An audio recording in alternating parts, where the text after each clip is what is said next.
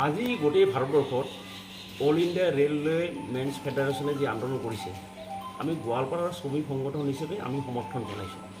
আমি লক্ষ্য কৰিছোঁ যে এই চৰকাৰে এটা এটা হৈ এই ৰেলৰ বিৰুদ্ধে কিছুমান সিদ্ধান্ত গ্ৰহণ কৰিছে। আজি NPS আনিছে, এওঁলোকৰ কোনো নিৰাপত্তা নাই NPSত, যে ভৱিষ্যত কি কৰি থাকোঁ তেওঁলোকে। 2 নম্বৰ কথা হ'ল যে এই চৰকাৰে যদি এজেণ্ডা এইটো ব্যক্তিগতকৰণ কৰা, ব্যক্তিগতকৰণ কৰিছে। আজি বহু ৰেল আমাৰ এইটো ষ্টেজত চলাচল কৰি আছে, কিছুমান ৰেল বন্ধ কৰি দিছে, আৰু সেই ৰেলবিলাক এইটো কোনো ব্যক্তিগতকৰণত দি দিব। গতিকে আজি ৰেলৰ যিটো সুলভ এটা যাত্ৰা আছিলে, যে মানুহে ৰেলৰ যাত্ৰাটো একটা সুবিধা এটা পাইছিলে, কম পইচাত যাত্ৰা হয়, সেইটো আজি বন্ধ কৰিব বিচাৰিছে। এনেকৈ ৰেলত আজি লক্ষ লক্ষ পোষ্ট ভেকেণ্ট হৈ আছে, সেইবিলাকত তেওঁলোকে দিয়া নাই। আজি ঠিকাদাৰৰ দ্বাৰা তেওঁলোকে আজি এইবিলাক ঠিকাদাৰৰ দ্বাৰা কৰিব বিচাৰিছে। গতিকে যাৰ ফলত আজি লক্ষ লক্ষ মানুহ বঞ্চিত হ'ব পাৰিছে। ৰেলৰ আজি বহুত টকা ইনকাম হয় তেওঁলোকে। গতিকে আমি এওঁলোকে যিটো আন্দোলন কৰিছে তাক সমৰ্থন জনাইছোঁ, আৰু এওঁলোকৰ আন্দোলনত আমি অহা দিনত আমিও সমৰ্থন জনাম। তাৰ কাৰণে আমি ইয়াতে আজি আহিছোঁ, এইটোৱে আমাৰ মূল লক্ষ্য। हम लोग आज NPS के विरोध में भूख हड़ताल पे हैं, सुबह 9 बजे से शाम 3 बजे तक। हम लोग चाहते हैं जो सरकार NPS लाया है उसको बंद करके पुरानी पेंशन लागू करे। हम लोग को यही अच्छा, ये पुराने पेंशन में क्यों सही है?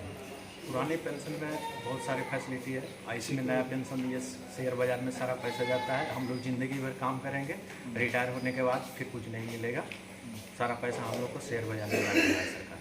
अगर इतना अच्छा है तो सरकार अपना क्यों नहीं NPS में लागू कर लेते हैं? वो क्यों OPS अभी तक लागू है MPS वाले? NF ৰেলৱে মজদুৰ ইউনিয়ন তথা অল ইণ্ডিয়া ৰেলৱে ফেডাৰেশ্যনৰ আহ্বানত আমি 9টা বজাৰ পৰা 13টা বজালৈকে 15টা বজালৈকে আমি হাংগাৰ ষ্ট্ৰাইক কৰি আছোঁ। ইয়াৰ কাৰণ হৈছে আমাৰ NPSটো উদ্ধ কৰিব লাগে। নিউ পেঞ্চন স্কিমৰ কাৰণে আমি বহুত ৰেল কৰ্মী শ্ৰমিকসকলে বিৰাট এটা প্ৰব্লেমত পৰিছোঁ, য'ত আমাৰ অনিশ্চয়তা আহি গৈছে, পেঞ্চনৰ অনিশ্চয়তা আহি গৈছে। ৰিটায়াৰমেণ্টৰ সময়ত আমি পইচা নাপাম, আমাৰ পইচা শ্বেয়াৰ মাৰ্কেটত খটাই আছে। আৰু ভাৰত চৰকাৰৰ যিমান MLA MP আছে, জিকি আছে, ভোটত জিকি আছে, MLA MP পঞ্চায়তৰ পৰা যিমান মানুহ জিকি আছে সিহঁতে পেঞ্চন পাই আছে। এটা গভৰ্ণমেণ্ট এমপ্লয়ী 30 বছৰ 35 বছৰ চাকৰি কৰাৰ পিছতো পেঞ্চন নাপায়, আৰু এটা MLA MP 5 বছৰ চাকৰি কৰি সিহঁতে ফুল পেঞ্চন লৈছে, 3বাৰ থাকিলে 3বাৰ পেঞ্চন।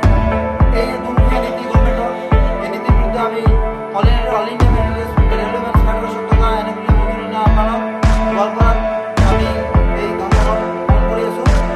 আৰু এই সফলতামণ্ডিত কৰাৰ কাৰণে আমি ভাৰত চৰকাৰক আমি কঠোৰ শক্তি নিদিছোঁ। এই অনুষ্ঠানত যদি মানে প্ৰত্যাহ্বান জনাই গভৰ্ণমেণ্টে যদি বিকল্প ব্যৱস্থা নলয়, তেতিয়াহ'লে আমি আৰু কঠোৰ জঙ্গী আন্দোলন কৰাৰ